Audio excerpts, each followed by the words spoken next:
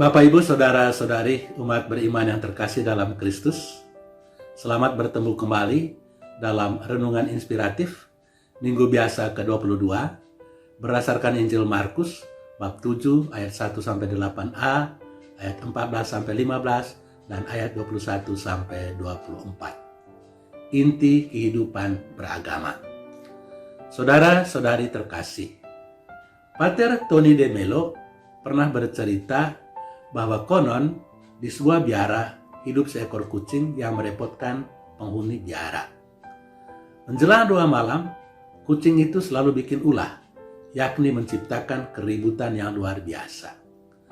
Hal itu tentu saja mengganggu ketenangan dalam doa. Maka diambillah kebijaksanaan supaya setiap malam menjelang 2 malam, kucing itu diikat di tempat yang agak jauh dari kapela. Seorang anggota muda di dalam biara itu ditugaskan untuk mengikat kucing itu menjelang 2 malam. Hal itu dilakukan secara terus-menerus dari satu generasi ke generasi yang lain, sehingga kemudian orang merasakan bahwa mengikat kucing di tempat yang jauh merupakan bagian yang tidak terpisahkan dari doa malam. Beberapa tahun kemudian kucing itu mati. Karena bertahun-tahun mereka harus mengikat kucing sebelum 2 malam, mereka pun mencari kucing baru, sehingga kebiasaan mengikat kucing menjelang 2 malam tetap dilakukan. Sesudah puluhan tahun dan sesudah beberapa generasi, para penghuni biara itu tetap melakukan hal yang sama, walaupun tidak seorang pun di antara mereka yang tahu persis mengapa seekor kucing itu diikat sebelum mereka melakukan 2 malam. Mereka mengira bahwa mengikat kucing menjelang 2 malam merupakan bagian dari tradisi doa yang harus dilakukan. Mereka mengikuti tradisi secara babi buta. Saudara-saudari terkasih, banyak tradisi di dalam kehidupan beragama yang tidak mempunyai dasar yang kuat. Hal itu dipraktekkan semata-mata karena sudah menjadi tradisi, walaupun tidak ada manfaatnya lagi. Justru hal seperti itulah yang dikecam oleh Yesus.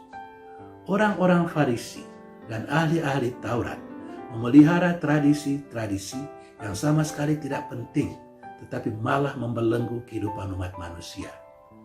Mereka tidak lagi memperhatikan makna, arti, atau semangat yang berada di balik hukum itu, melainkan mengartikannya secara harafiah. Contohnya adalah Injil hari ini. Mereka menilai murid-murid Yesus telah melakukan perbuatan najis semata-mata karena tidak mencuci tangan sebelum makan. Mencuci tangan sebelum makan memang merupakan persoalan higienis. Tetapi bagi orang-orang Yahudi, persoalan tersebut menjadi persoalan keagamaan. Yesus dan murid-muridnya tidak selalu mempedulikan hal-hal seperti itu. Seringkali mereka tidak mencuci tangan sebelum makan. Dalam konteks masyarakat dengan peraturan-peraturan hidup keagamaan yang sangat ketat, perbuatan Yesus dan murid-murid itu telah menimbulkan skandal, telah menjadi batu sandungan bagi banyak orang. Oleh sebab itu, para pemimpin agama Yahudi, yakni ahli-ahli Taurat dan orang-orang Farisi, tidak bisa membiarkan hal itu terus-terus terjadi. Itulah sebabnya mereka meminta Yesus untuk mempertanggungjawabkan perbuatan mereka. Tetapi Yesus balik mengeritik mereka. Benarlah nubuat Yesaya tentang kamu, hai orang-orang munafik.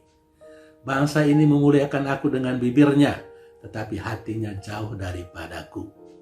Perintah Allah kamu abaikan untuk berpegang pada adat istiadat nenek moyangmu. Perhatian mereka yang begitu besar kepada persoalan tahir dan najis telah membuat mereka melupakan hal-hal yang inti dalam kehidupan agama, sebagaimana telah ditandaskan oleh para nabi. Akibatnya, mereka menyembah Allah hanya secara lahiriah, sedangkan hatinya jauh dari Allah.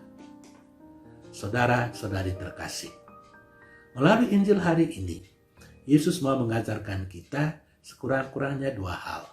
Pertama, jangan terkecoh dengan hal-hal yang bersifat lahiriah. Kita tidak bisa menilai seseorang sebagai orang saleh atau orang berdosa berdasarkan hal-hal yang bersifat lahiriah semata-mata. Yesus telah menunjukkan bahwa orang-orang yang memperhatikan kesalehan yang bersifat lahiriah belum tentu adalah orang yang sejatinya saleh atau pendosa. Kedua, kehidupan agama yang benar tidak terutama dalam mengikuti ritual secara otomatis, melainkan di dalam melakukan perbuatan-perbuatan baik kepada orang-orang lain, kepada sesama. Pedomannya sederhana saja, jangan lakukan kepada orang lain apa yang engkau tidak suka orang lain perbuat terhadapmu. Janganlah menghakimi agar engkau pun tidak dihakimi. Cintailah sesama seperti engkau mencintai dirimu sendiri. Layanilah satu sama lain dalam semangat kerendahan hati. Ampunilah orang lain agar kamu pun diampuni. Itulah inti ajaran Kristus yang hendaknya kita selalu perhatikan dalam kehidupan kita. Tuhan memberkati kita. Amin.